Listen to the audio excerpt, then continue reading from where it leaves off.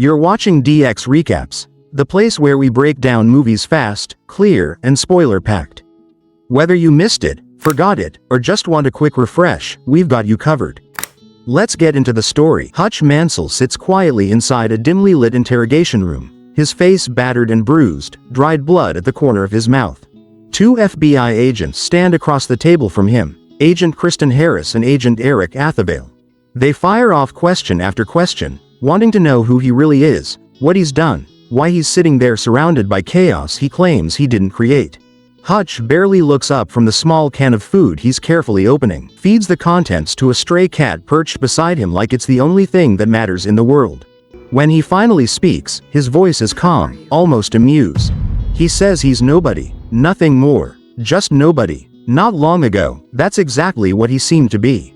A normal man. Hutch Mansell, a soft-spoken husband stuck in a strained marriage to Becca, father to two kids, teenager Blake and little Abby, and owner of an office job so dull it drained the color from his days. Each morning he'd miss the garbage truck by seconds, apologize to his wife who barely looked at him anymore, drink his coffee in silence and bury the rest of his life behind routine. Then came the night everything cracked open. Two thieves, desperate and reckless, Lupita and Luis, broke into the Mansell home. They stumbled around the dark kitchen, gun in hand, demanding cash, anything of value. Hutch caught them. He held a golf club tight in his fist, watched Blake pin one of them down, saw the fear in his son's eyes and the terror in the thieves' faces. And in that moment, with his chance wide open, Hutch lowered the club, told Blake to let go, watched the thieves run into the night. Afterward, Blake glared at him like he was worthless. The neighbors whispered. Even his father-in-law, Eddie Williams, who owned the metal fabrication company where Hutch worked, didn't hide his disappointment. Eddie's son, Charlie, Hutch's brother-in-law, handed him a gun one afternoon in the break room. For protection, Charlie said. Hutch just stared at it, quietly tucked it into the office freezer, as though he never intended to touch it again. But the truth Hutch kept buried wasn't so easily frozen. He still spoke to Harry, his brother, through a hidden radio stashed in the back of his office, old habits dying quietly. Hutch's own father, now living out his last years in a quiet senior home, kept an old closet in his room stuffed with papers and weapons Hutch hoped he'd never need again. When Abby asked about her missing kitty cat bracelet one morning, something in Hutch's chest snapped loose. It was just a cheap trinket, but it was hers, and he knew exactly who to blame. He traced the thieves by a blurry tattoo he'd spotted on Lupita's wrist. He walked into a grimy tattoo parlor, stared the artist down, and found their address. Standing in that tiny apartment, he watched Lupita cradle her sick baby while Luis apologized again and again. Hutch saw the broken lamp, the peeling walls, the cold, half-empty fridge. He knew they didn't have Abby's bracelet. He left without a word, letting them keep what little they still had. Later that night, riding a bus alone with too many thoughts to drown in, Hutch found what he didn't know he'd been searching for. A gang of drunk young men boarded halfway through his ride, eyes bloodshot and wild. They spotted a woman alone by the window, cornered her with leers and dirty jokes. Hutch sat there, watching the reflection in the dirty glass. He felt the storm in his chest grow teeth. He asked the driver to stop, asked the other passengers to leave. And when the doors hissed shut behind them, Hutch turned, looked those punks in the eyes, and welcomed the old life back. He broke bones with his fists, with metal poles, with anything the bus offered. He got stabbed, thrown against seats, glass shattering around him. But he got up every single time. When he slammed Teddy Kuznetsov, one of the punks, against the side of the bus and felt the windpipe collapse under his palm, he didn't flinch. He jammed a straw into Teddy's throat so he wouldn't die, at least not yet. But it didn't matter. Teddy slipped into a coma he never crawled out of. When Hutch limped home, his face split open and his knuckles raw, Becca found him by the sink. She cleaned him up in silence. She didn't ask where he'd been or what he'd done. She already knew. She'd always known. They sat together in the dark kitchen, breathing the same heavy air. He told her how tired he was of pretending. She didn't argue. She just listened. But the city wasn't done with Hutch yet. Teddy had a brother, Julian Kuznetsov, a man who ruled his slice of the Russian underworld with fists and blood money. Teddy had been Julian's brother, his reckless, loved baby brother, and now he was dead. The Obshak, millions in Mafia money, debts, favors, was Julian's burden to protect, and the man who'd killed Teddy had made it personal. Julian didn't just want Hutch dead. He wanted him alive first. He needed to see this nobody beg. So he bribed a Pentagon official to dig up Hutch's past, to learn what shadows he'd crawled from. Harry called Hutch first, his voice crackling through the old radio at the back of Hutch's closet. He told him who was coming. Told him to check with the barber, Hutch's old handler, because if Julian knew, more would come next. Hutch listened. When Julian's men finally came, slipping through the dark yard, Hutch hid his family, locked Becca and the kids behind steel and silence.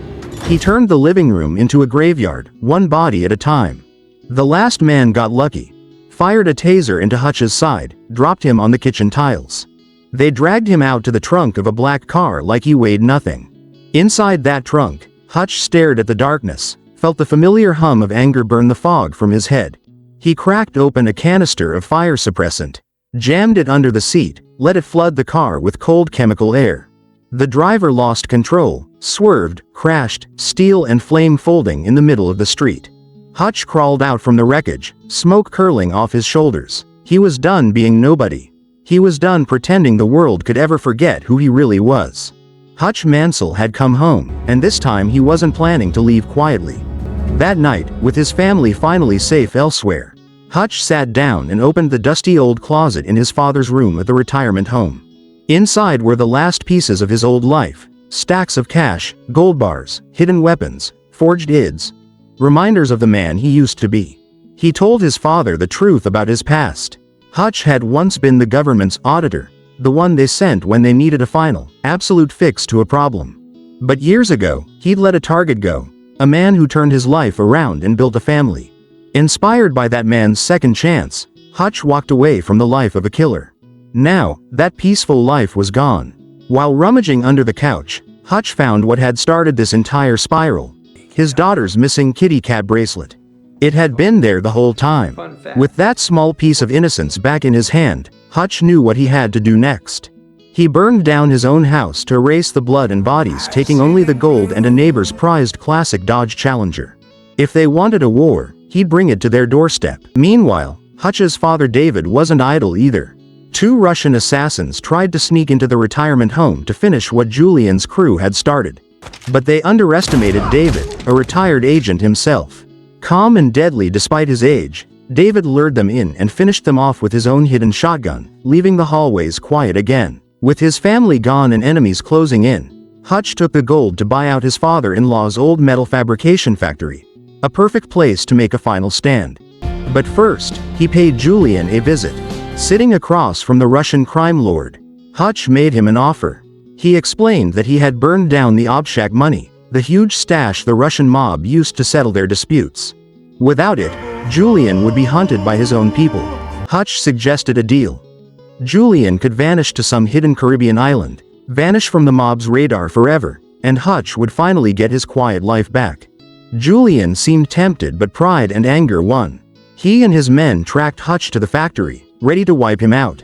But Hutch wasn't alone. His brother Harry arrived just in time, along with David, both armed to the teeth and ready for one last fight at Hutch's side. As Julian's men swarmed the factory, Hutch unleashed every trap and weapon he'd rigged: booby traps, mines, automatic guns hidden in corners. The entire place turned into a maze of deadly surprises. Harry and David laid down covering fire as Hutch moved through the factory like a ghost, taking out Julian's men one by one. Sparks flew, gunfire echoed, bodies dropped, and the smell of gunpowder filled the air. When the dust finally settled, Hutch, Harry, and David stood among the wreckage, alive and free once more.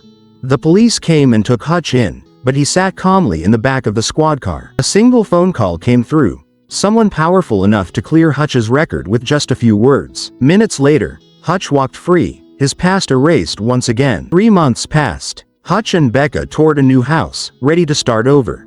But as Hutch's phone rang, a familiar tone played, a signal that maybe his quiet days weren't so secure after all. Somewhere on the road, David and Harry were driving together in their family caravan, the trunk packed with weapons. Crossing the border into the unknown. For now, Hutch was free.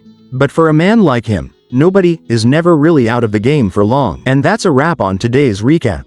If you enjoyed the ride, don't forget to like, subscribe, and hit that bell so you never miss a plot twist. Got a movie you want recapped? Drop it in the comments below. This is DX Recaps. See you in the next one.